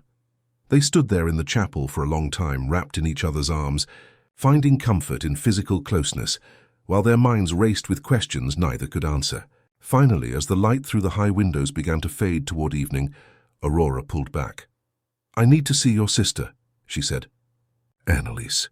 You said she didn't die, that she was taken. Where is she, Dorian? What happened to her? His expression shuttered. Aurora, I don't think... No more protecting me from the truth. If I'm going to fight this, I need to understand all of it. Where is Annalise? Dorian was silent for a long moment, clearly warring with himself. Finally, he nodded. She's in the North Tower, the highest room, locked and warded. My family put her there after the ritual went wrong, after she became something else, something neither fully human nor entirely spirit. They keep her there still, fed and tended by Mrs. Hartwell, speaking words no one else can understand. Take me to her. Aurora, seeing her won't help. It will only take me to her, Aurora repeated firmly. Please, Dorian, I need to look into the face of what I might become. I need to understand the stakes fully. The North Tower was accessed through a hidden door in Dorian's study, behind a bookshelf that swung open to reveal narrow spiral stairs ascending into darkness. They climbed in silence, the air growing colder with each step until Aurora could see her breath misting before her. The stairs seemed to go on forever, climbing beyond where the house should logically end, as if they were ascending into some space between worlds. At the top was a single door, heavy and reinforced with iron bands. Dorian produced a key from around his neck, hesitating before inserting it into the lock. She's not the sister I remember, he warned. The girl I loved, who taught me to read and defended me from our father's rages, that girl is gone. What remains is something the curse twisted into a warning. A cautionary tale kept alive through means I don't understand and can't explain. He turned the key, and the door swung open.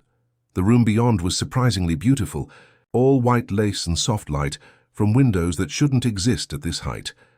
And there, sitting in a chair by the window, was a woman who could have been Aurora's twin. Same delicate features, same grey eyes, same dark hair. But where Aurora's eyes held life and emotion, this woman's were empty, looking at something no one else could see. Annalise, Dorian said softly, his voice breaking on the name. I've brought someone to meet you, someone who looks like you did before. The woman's head turned with eerie slowness, her empty eyes fixing on Aurora, and then she smiled, a terrible knowing smile that made Aurora's blood run cold. Sister, Annalise said, her voice rusty from disuse. You've come at last. I've been waiting so long. We all have all the versions of us who came before, who gave themselves to the ritual and became part of the house, part of the pattern. You feel it, don't you? The pull. The certainty that this is where you belong, what you were made for. Aurora forced herself to step closer, though every instinct screamed at her to run. What are you? What did the ritual do to you? Annalise's laugh was like breaking glass. It made me eternal, made me true. This body is just a shell the family keeps fed and breathing, because they're too afraid to let me go fully, afraid of what I might become without these walls to contain me. But I'm not trapped here, sister. I'm everywhere the house is. I'm in the stones and the shadows. I'm in your dreams and his desires. I am the pattern itself, the hunger that never dies but only waits for the next willing sacrifice. You're not Annalise, Dorian said, his voice tight with pain. You're what the curse made of her. Can you really separate the two? The thing wearing Annalise's face tilted its head, studying them both with those terrible empty eyes. She wanted this, you know. Wanted the power and the passion the ritual promised. She gave herself willingly, thinking she would master it, bend it to her will. Instead, it mastered her, made her its vessel, its voice. And now she speaks through me, or I speak through her, and we are both and neither forever. Aurora felt sick. How do I break it? How do I free you, free all of us? Annalise's smile widened. You don't. The curse can't be broken, only fed or starved. And if you starve it, sister, if you refuse the ritual, you'll still die. The house will take you anyway, more slowly and painfully, until you're begging for the release the ritual offers. The only choice is whether you surrender willingly and make the transition quick, or fight it and suffer endlessly. Either way, you'll join us in the walls. Another voice in the chorus of the consumed. There has to be another way, Aurora insisted. Some loophole, some method. The only loophole, Annalise interrupted, her voice suddenly sharp and almost lucid, is if the ritual is completed perfectly, with perfect willing surrender and perfect love. If every condition is met exactly, if the sacrifice is truly given without reservation, then perhaps instead of feeding the curse, you might break it. But it's never happened in all these centuries. Because true perfection, true complete surrender without even a whisper of doubt or fear is impossible. Humans are flawed creatures, sister. We hold something back always, even when we think we're giving everything. She leaned forward, her empty eyes somehow boring into Aurora's soul. Could you do it? Could you surrender so completely to him, to the ritual, to your own death, that not even a molecule of your being resists? Could you love him so thoroughly that dying for him feels like the most natural thing in the world? That's what it would take, and I've never seen anyone in all my watching through the centuries who was capable of that level of abandonment. Aurora stepped back, her mind reeling. Perfect surrender, perfect love. How could anyone achieve that, knowing what awaited them? Knowing that their surrender would likely end in death or transformation into something like Annalise. Dorian took her arm gently, pulling her toward the door. We've seen enough. Thank you, Annalise, or whatever you are. We'll leave you to your watching. As they turned to go, Annalise called out one last time, her voice almost tender. I loved him too, you know. My brother loved him more than anything in this world. It's why I did it, why I let the curse take me.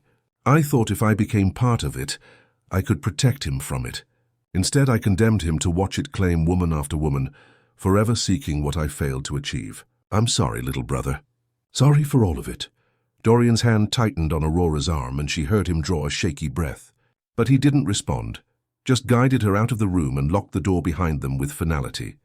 They descended the spiral stairs in heavy silence, both lost in their own dark thoughts. When they finally emerged back into Dorian's study, the ordinary space felt surreal after the otherworldly quality of the tower room. I need a drink, Dorian said roughly, moving to pour them both whiskey from a crystal decanter. Several drinks. Aurora took the glass he offered but didn't drink, just held it, feeling the weight of the crystal in her palm. She said true perfection could break it. Perfect surrender, perfect love. She also said it was impossible, that no one in centuries has managed it. But theoretically it's possible. There's a chance, however slim. Dorian set down his glass with enough force to make the liquid slosh. Aurora, no. I know what you're thinking, and the answer is no. I won't risk you on a theoretical possibility. The chances of achieving this mystical perfect surrender are essentially zero, and the cost of failure is your death or worse. It's not worth it. What if I think it's worth it? Aurora challenged. What if I want to try? Then I'll lock you in your room until the 15th day passes and the immediate danger is over. You can hate me for it, but at least you'll be alive. Aurora laughed, sharp and bitter. And then what? Live the rest of my life knowing I was too afraid to try. That I abandoned you to this curse, left you to watch it claim other women. That's not living, Dorian. That's just existing. And I'm tired of just existing. She set down her own glass and moved to stand in front of him, taking his hands in hers. We have 3 days. Let's use them, not to find some magical loophole or research ancient rituals, but just to be together, to explore this connection between us, whatever it is. And on the 15th night, if we both still want to try, if we both feel ready to take the risk, then we do the ritual. Not because we're compelled or because the curse demands it, but because we choose it. You're asking me to potentially kill you. I'm asking you to trust me, to trust us, To believe that maybe, just maybe, what we feel for each other is strong enough to break a curse that's endured for centuries. Dorian looked at her for a long moment, and Aurora saw the war playing out behind his eyes, the desire to protect her warring with the desperate hope that she might be right, that this time could be different. Finally, he pulled her close, wrapping his arms around her, as if he could keep her safe through sheer force of will. 3 days, he agreed quietly.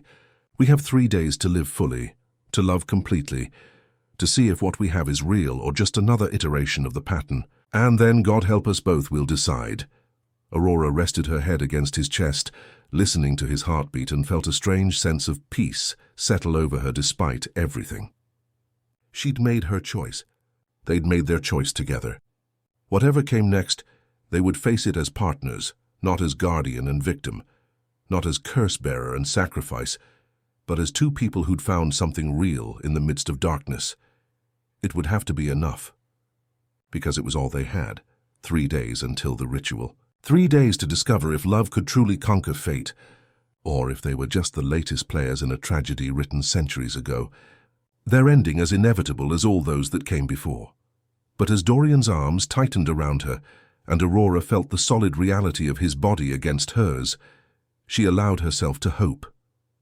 To believe that perhaps this time with them, the story might end differently, even if that belief was the greatest folly of all.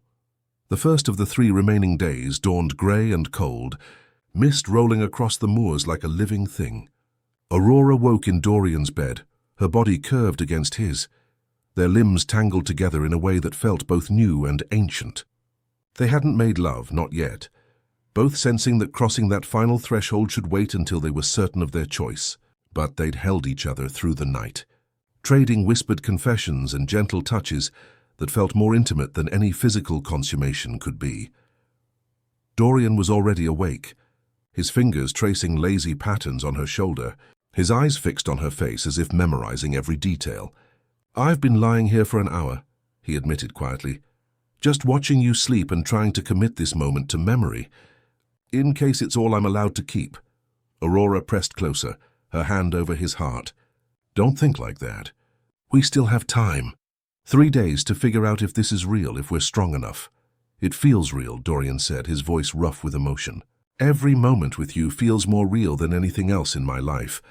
But feeling isn't knowing, and the stakes are too high to rely on feelings alone." Aurora pushed herself up on one elbow, looking down at him. In the grey morning light he looked younger, more vulnerable, the careful mask he usually wore stripped away. "Then let's not waste these days on doubt. Let's use them to become certain, to build whatever this is between us until there's no question left, no room for fear or hesitation." Dorian's hand came up to cup her face, his thumb brushing across her cheekbone with infinite tenderness. "How did I get so lucky? To have you walk through my door after centuries of disappointment and loss. If this is the curse's final trick, to give me exactly what I've always wanted only to take it away, then it's crueler than I ever imagined." "Or maybe," Aurora said, leaning down to brush her lips against his, "maybe the curse is finally tired of feeding on sorrow. Maybe it's ready to be broken, and we're the ones strong enough to do it." They spent that first day doing ordinary things that felt extraordinary in context. Dorian showed Aurora parts of the manor she'd never seen, rooms filled with family history, both glorious and dark.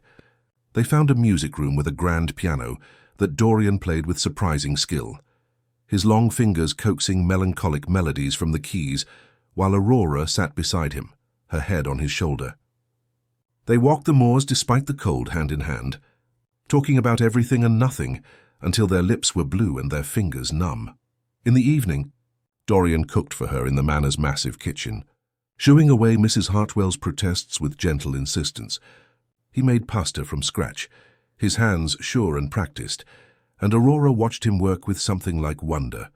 This man who commanded such presence and power, who carried the weight of centuries on his shoulders, humming softly to himself as he kneaded dough. It was this contrast, she realized, that she loved most about him. The way he could be both darkness and light, monster and man, danger and safety all at once. "My mother taught me," Dorian said, catching her watching. Before the curse consumed her attention completely, before she became obsessed with finding a way to break it. She used to say that cooking was meditation, that creating something nourishing with your own hands was an act of love and defiance both. What happened to her? Aurora asked gently. Dorian's hands stilled on the dough. She went mad eventually. Watching my father try to save Annalise, watching the ritual fail, watching my sister become that thing in the tower, it broke something in her. She walked out onto the moors one winter night and never came back. We found her body 3 days later, frozen but peaceful. I think she finally found the escape she'd been seeking. Aurora moved to stand behind him, wrapping her arms around his waist and pressing her cheek to his back. I'm sorry. For your mother, for Annalise, for all the loss this curse has carved into your life. Dorian turned in her arms, pulling her close. Don't be sorry, just stay. For these 3 days, just be here with me, and let me pretend we have forever instead of ours. That night, they made love for the first time, not in Dorian's bed, but in front of the fireplace in his study, on thick rugs that smelled of age and smoke.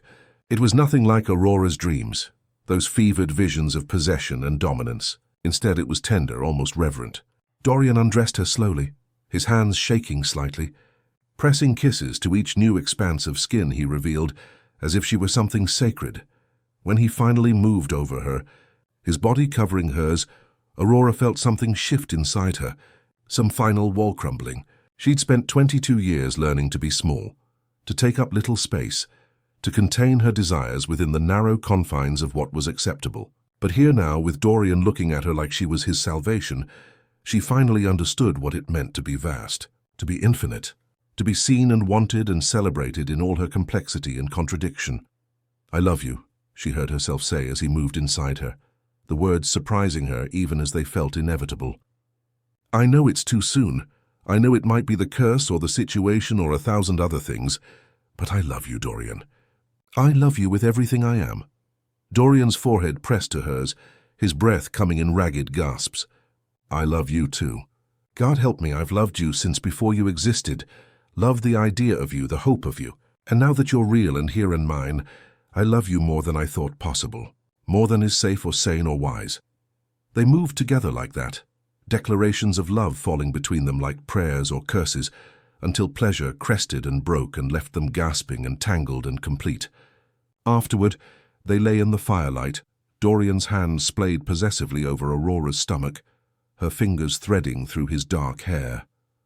One day down, Aurora whispered. 2 more to go. The second day was harder. The weight of what was coming pressed down on them both, making even simple moments feel laden with significance. Catherine cornered Aurora in the studio, her expression troubled and afraid. You're going to do it, aren't you? Catherine said without preamble. You're going to attempt the ritual. Aurora, please, I'm begging you to reconsider. I've been researching, talking to people in the village, and the stories I've heard. She trailed off, shaking her head. No one who's attempted that ritual has ever survived, not in any form that could be called living. Aurora set down her restoration tools, turning to face her friend. I know the risks. But, Catherine, what's the alternative?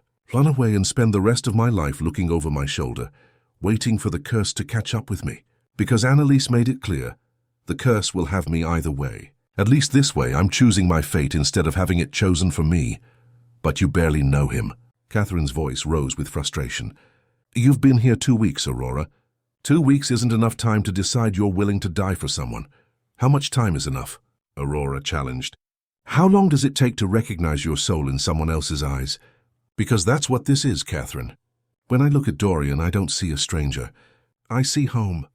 I see the other half of myself I didn't know was missing. Maybe it's the curse creating that feeling. Or maybe the curse exists because this connection exists. So either way, I can't walk away from it. I won't.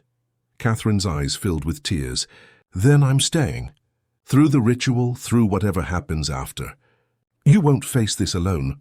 Aurora pulled her friend into a tight embrace. Thank you. For everything. For being my voice of reason even when I won't listen. For caring enough to try to save me from myself. Someone has to, Catherine muttered, but her arms tightened around Aurora. Just promise me you'll fight. Whatever happens in that chapel, promise me you won't give up. I promise, Aurora said, and meant it. That afternoon, Dorian took Aurora to the family crypt. It was beneath the chapel, accessed through a hidden door behind the altar. The stairs descended into cool darkness, lit only by the candles Dorian carried. The crypt was vast, lined with stone sarcophagi bearing the names, and dates of Van Galen dead stretching back centuries. But it was the far wall that made Aurora's breath catch. Here, instead of sarcophagi, there were niches carved into the stone, each holding a portrait. Women's faces, all bearing an uncanny resemblance to Aurora, all painted with the same expression of mingled hope and resignation. And beneath each portrait a name and date. "They're all here," Dorian said quietly. "Every woman the curse has claimed. I come down here sometimes when the guilt becomes too much, and I apologize to them for failing to protect them, for being part of the mechanism that destroyed them." Aurora moved along the wall, studying each face. Some were older paintings, cracked and faded. Others were more recent, including a photograph of Helena Pratt's that made Aurora's throat tight with grief. All these women, all these lives cut short or transformed by an ancient hunger. "If we succeed," Aurora said slowly, "if we somehow break the curse, what happens to them? To their souls or spirits or whatever part of them the house consumed?" "I don't know," Dorian admitted. "I'd like to think they'd be freed, finally allowed to rest. But the truth is, I have no idea what breaking the curse would actually accomplish beyond stopping it from claiming more victims." Aurora reached the end of the wall, where an empty niche waited. "No portrait, no name, just darkness. Is this for me?" she asked, though she already knew the answer. Dorian moved to stand behind her, his hands gentle on her shoulders. "It doesn't have to be. We can still stop this, Aurora. We can run away together, leave this cursed place behind and take our chances with whatever consequences come. At least we'd face them together and alive." Aurora leaned back against him, drawing strength from his solid presence. "Running won't work. You know that. The curse would follow us, would twist our lives until we had no choice but to return. This has to end here in that chapel one way or another. Either we break it or it breaks us. But at least we'll know we tried." They stood there for a long time, surrounded by the ghosts of the past, feeling the weight of all those failed attempts. Finally, Dorian turned Aurora to face him, his expression fierce and determined. "Then we do this properly, not as victims stumbling toward inevitable doom, but as warriors preparing for battle. The ritual requires perfect surrender, perfect love. So for the next day and a half, that's what we build. We strip away every doubt, every fear, every wall we've built to protect ourselves. We become completely vulnerable to each other, completely open, and we trust that our love is strong enough to transform the curse instead of being transformed by it." Aurora nodded, feeling something settle in her chest. A sense of rightness, of purpose. "Teach me," she said. "Teach me how to surrender completely, how to love without reservation." The second night was devoted to honesty. They sat facing each other in Dorian's study, a bottle of wine between them, and took turns confessing their darkest thoughts and deepest fears. Dorian told Aurora about the first woman he'd loved, the first iteration of her face that had appeared at the manor when he was barely 20. How he'd fallen completely, desperately, only to watch her die in his arms during the ritual. How he'd sworn afterward never to let himself care again, to maintain emotional distance from any woman who came after. "But I failed," he said roughly. "Every single time I failed. I'd tell myself this one would be different. I'd stay detached, clinical. And every time I'd find myself drowning in feelings I couldn't control. With you, I didn't even try to resist. From the moment I heard you describing your dreams to Catherine, heard the longing in your voice, I was lost."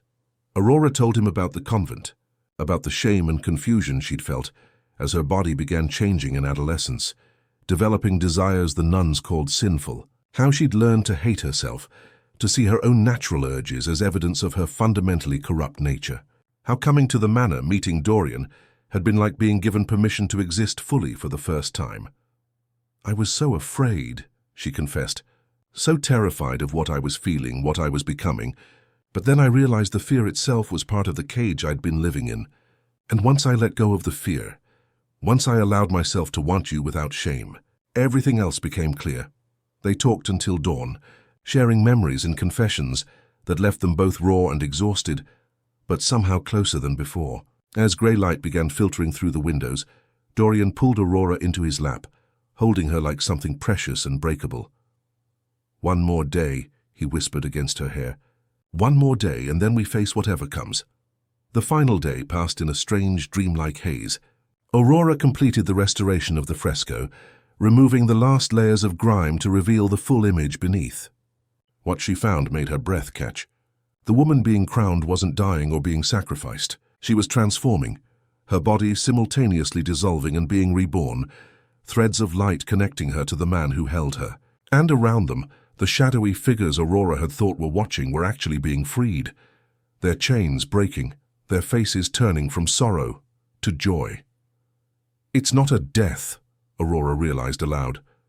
It's a transformation, a breaking of chains. The ritual was never meant to feed the curse. It was meant to break it, but it required complete surrender from both parties, not just the woman. That's why it's always failed.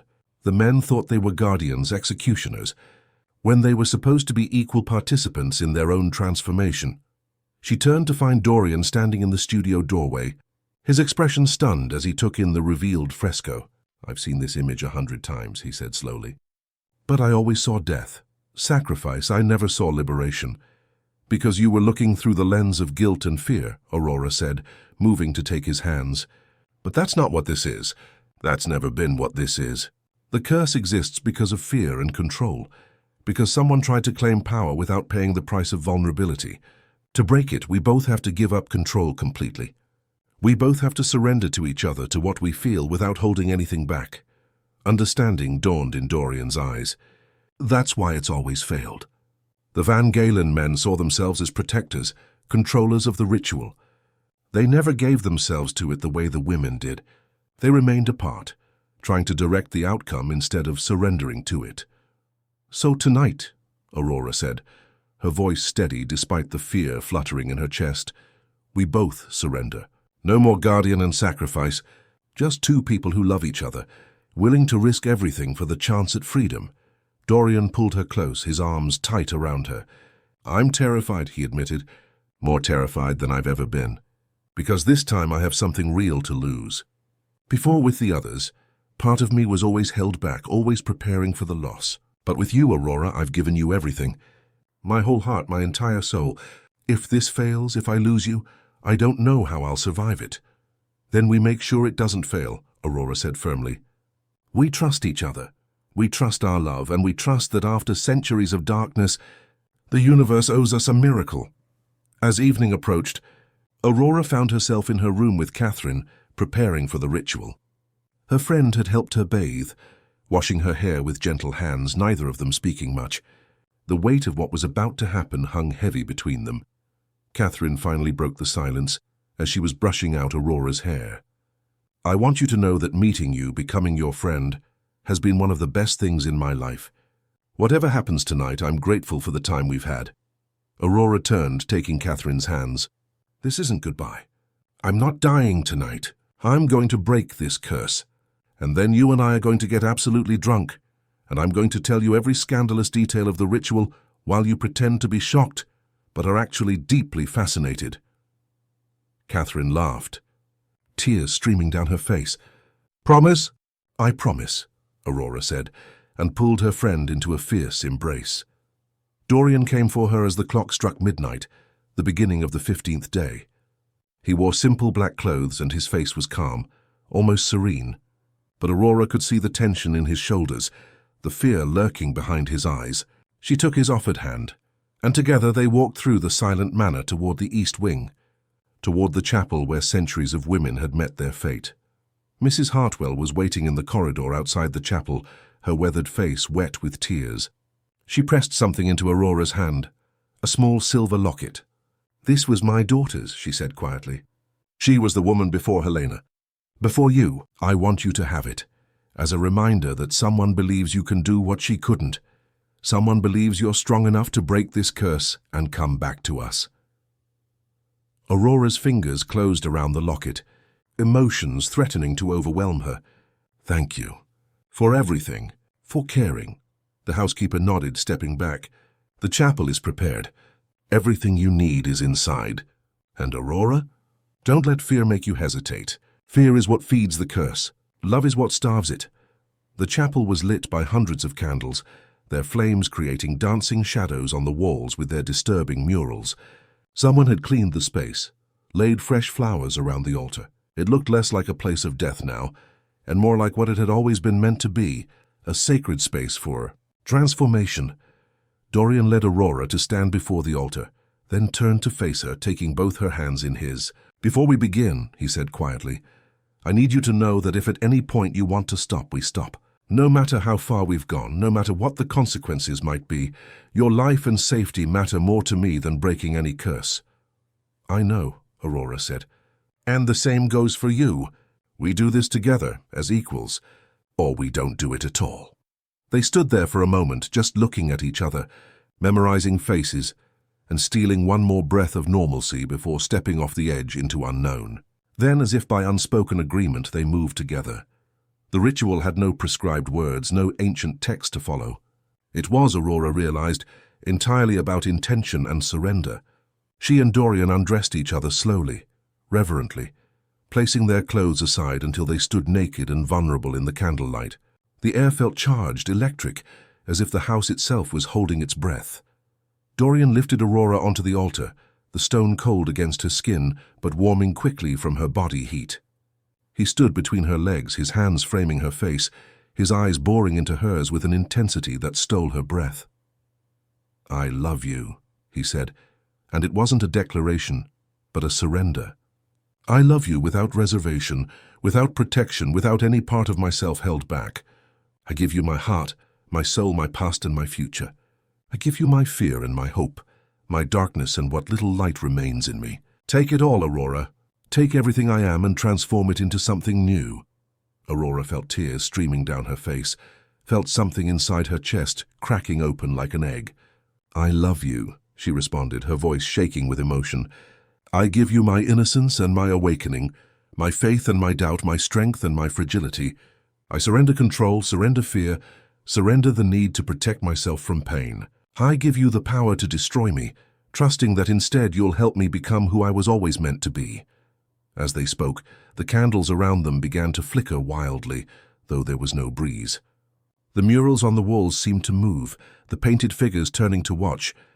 And from somewhere distant, Aurora heard voices, dozens of them, all the women who had come before, whispering encouragement and hope. When Dorian entered her, it was different from their previous joining. This felt cosmic, like they were connecting not just physically but at some deeper, fundamental level. Aurora wrapped her legs around him, pulling him closer, deeper, needing to merge completely. Their bodies moved together in a rhythm that felt both ancient and new, building towards something that transcended mere physical pleasure. "Don't hold back," Aurora gasped, her nails digging into Dorian's shoulders. "Give me everything, even the dark parts, even the broken parts. I want all of you."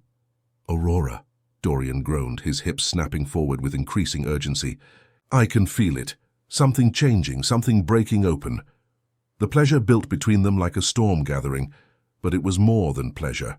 It was transformation. Aurora could feel boundaries dissolving, could feel herself expanding beyond the limits of her skin. She was herself and Dorian, and every woman who'd ever stood in this chapel, and every moment of time compressed into this single instant of absolute surrender and absolute becoming. When the climax hit, it wasn't just physical. Aurora felt something inside her chest explode outward, a wave of pure light and love and fierce joy that crashed through the chapel like a tidal wave. She heard Dorian cry out, felt his body go rigid against hers, and then he was dissolving too, both of them becoming light and energy and pure consciousness, no longer separate but unified, complete. The chapel filled with blinding radiance. The murals on the walls began to glow, the painted figures stepping free from their two-dimensional prisons, becoming three-dimensional, real, alive. Aurora recognized Helena among them, and the woman from Mrs. Hartwell's locket and dozens of others, all smiling, all whole, all finally free. And there, at the center of them all, stood Annalise. Not the empty, possessed thing from the tower, but the real Annalise, young and vibrant and fully herself. She met Dorian's eyes across the supernatural space, and Aurora felt his grief and love and guilt all crash together in a wave of emotion so powerful it might have destroyed a lesser person.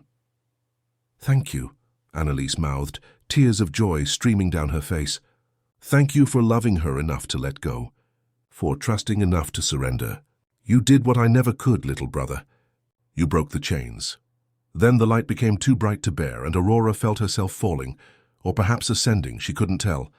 She was aware of Dorian's arms around her, his heart beating in time with hers. And she knew with absolute certainty that they'd done it. They'd broken the curse. They'd survived. When Aurora opened her eyes, she was lying on the chapel floor, wrapped in Dorian's embrace, both of them breathing hard and trembling with exhaustion. The candles had burned down to stubs, and grey dawnlight was filtering through the windows. The murals on the walls were blank now, just old stone with faint traces of paint that might once have been images. The altar was ordinary stone, no names carved into it, no evidence of the centuries of tragedy it had witnessed. The curse was broken. They were free. Dorian stirred against her, his eyes opening slowly. When he saw her face, saw that she was alive and whole, and something in his expression cracked and he began to weep. Great shuddering sobs that shook his entire body, releasing centuries of grief and guilt and loss. Aurora held him through it, stroking his hair and murmuring soft reassurances, her own tears mixing with his. "It's over," she whispered. "It's finally over. We're free, Dorian. We're both free." They lay there as dawn strengthened into morning, holding each other and marveling at the simple miracle of still being alive, still being together. Eventually they heard footsteps, and Catherine burst into the chapel, Mrs. Hartwell close behind her. Both women stopped dead at the sight of Aurora and Dorian alive and whole, their faces transforming from fear to disbelieving joy. "You did it," Catherine breathed. "Oh my God, Aurora, you actually did it." Mrs. Hartwell moved forward, wrapping a blanket around Aurora's shoulders with gentle hands. "The house feels different," she said, wonder in her voice. "Lighter somehow. Like something that's been pressing down on it for centuries has finally lifted." "It has," Dorian said, his voice hoarse from emotion. "The curse is broken. My sister is free. All of them are free. We're all finally free." The days that followed were strange, almost surreal. Dorian went to the tower room to find it empty, Annalise's body gone as if it had never existed. The portraits in the crypt remained, but they no longer radiated sorrow and loss. Instead, they seemed at peace, the women's painted faces serene and content. The manor itself felt different, as if a great weight had been lifted from its ancient stones. Rooms that had always felt cold and oppressive now filled with light. Corridors that had echoed with ghostly whispers fell silent in a peaceful way. Aurora completed the fresco restoration, and the museum that had commissioned it sent representatives to view the work. They were stunned by what she'd uncovered, declaring it one of the most significant art historical discoveries of the decade. But when they asked about the inscription at the bottom, the Latin text about blood and virgins and breaking time, they found only blank stone. The words, like the curse they'd described, had vanished when their purpose was fulfilled. Catherine stayed for another week, helping Aurora pack up her materials and ensuring her friend was truly safe before returning to London. On her last night, they got drunk on expensive wine from Dorian's cellar, and Aurora kept her promise, sharing the details of the ritual while Catherine listened with wide eyes and genuine fascination mixed with lingering concern. "So what happens now?" Catherine asked as they sat on the floor of the library, pleasantly buzzed and giggly in the way only close friends can be. "You and Dorian, I mean. Do you stay here? Go back to London. What does happily ever after look like after you've broken an ancient curse together?" Aurora smiled, her hand unconsciously moving to her stomach, where she was almost certain new life had taken root, a consequence of the ritual's transformative power. "We figure it out as we go. Build a life together that's ours, not dictated by curses or fate or anyone else's expectations. Maybe we travel for a while, see parts of the world that aren't shrouded in gothic darkness. Maybe we turn this manor into something good, a place of healing instead of horror. Or maybe we just exist, quietly and normally, and revel in how miraculous ordinary life can be when you almost lost the chance to live it." "That sounds perfect," Catherine said, raising her glass, "to Aurora and Dorian, who proved that love really can conquer all, even centuries-old curses. Hand to me for having the best story to tell at parties for the rest of my life." They clinked glasses, laughing, and Aurora felt a contentment settle over her that she'd never experienced before. She was loved. She was free. She was alive. And she had a future stretching before her, full of possibility and choice, and the simple joy of waking up each morning next to the man who'd been willing to risk everything for her. The night Catherine left, Aurora and Dorian stood on the moors behind the manor, watching the sun set in shades of gold and crimson. The wind whipped Aurora's hair around her face, and she breathed in the smell of heather and earth and coming rain, feeling more alive than she'd ever imagined possible. "Do you ever regret it?" Dorian asked quietly, his arm around her waist. "Staying when you could have run? Risking your life for a man you barely knew?" Aurora turned in his arms, reaching up to cup his face in her hands. "Not for a single second. You know why?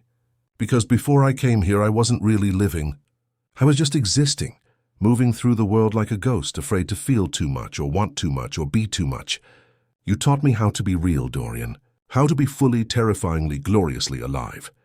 Even if the ritual had failed, even if I died in that chapel, those 2 weeks with you were worth more than a lifetime of safe, numb existence." "I love you," Dorian said, his voice breaking slightly. "I've said it 1,000 times, but I need you to understand the depth of it. I love you with a completeness I didn't know was possible. You didn't just break the curse, Aurora. You broke me open and remade me into someone capable of joy again, of hope again. Whatever future we build, it will never be ordinary, because loving you has made everything extraordinary." They kissed as the sun disappeared below the horizon, and Aurora felt the future unfurl before them like a gift. There would be challenges, certainly. They both carried scars from their pasts, trauma that would take time to heal. But they would face it together as equals, as partners, as two people who'd looked into the abyss and chosen love over fear. As they walked back to the manor hand in hand, Aurora glanced up at the tower where Annalise had been imprisoned. For just a moment, she could have sworn she saw a figure standing in the window, a young woman with dark hair and grey eyes, waving goodbye. Then she blinked and the window was empty, just old glass reflecting the last light of day. But Aurora smiled anyway, whispering a silent thank you to all the women who'd come before, who'd paved the way for her success with their failures, their courage, their willingness to try despite impossible odds. They were free now, all of them, released from the cycle that had bound them. And Aurora and Dorian were free too. Free to love, to live, to build something new on the ruins of the old curse. Free to prove that sometimes, just sometimes, the dark stories can have happy endings. That surrender can be strength. That love can be salvation. That two broken people can find wholeness in each other. As they crossed the threshold into the manor, now truly their home rather than a prison, Aurora felt the last shadow of doubt dissolve. This was real. This was right. This was the life she'd been meant for all along. The destiny she'd traveled through darkness to find. And it was only the beginning. Months later, when spring had transformed the moors into a carpet of wildflowers, and Aurora's belly had rounded with visible proof of their miracle, they stood together in a small church in the village for a proper wedding. Catherine was there, of course, serving as maid of honor and crying happy tears through the entire ceremony. Mrs. Hartwell sat in the front row, her stern face softened with genuine joy. And though no one else could see them, Aurora felt the presence of other witnesses, Helena and Annalise and all the women who'd come before, their spirits finally at peace, blessing this union that had freed them all. When the vicar pronounced them husband and wife, when Dorian kissed her with a tenderness that still managed to set her soul on fire, Aurora knew with absolute certainty that they'd achieved what Annalise had described as impossible: perfect surrender, perfect love, the kind that breaks curses and rewrites fates, and proves that even in a world of darkness, light can prevail. Their daughter was born as summer reached its peak, delivered in the same bedroom where Aurora had first dreamed of Dorian. She came into the world with a lusty cry and a full head of dark hair, and when she opened her eyes, they were neither Aurora's grey nor Dorian's dark brown, but a striking violet, unique and wholly her own. They named her Annalise, honoring the woman whose sacrifice had begun the curse and whose release had helped end it.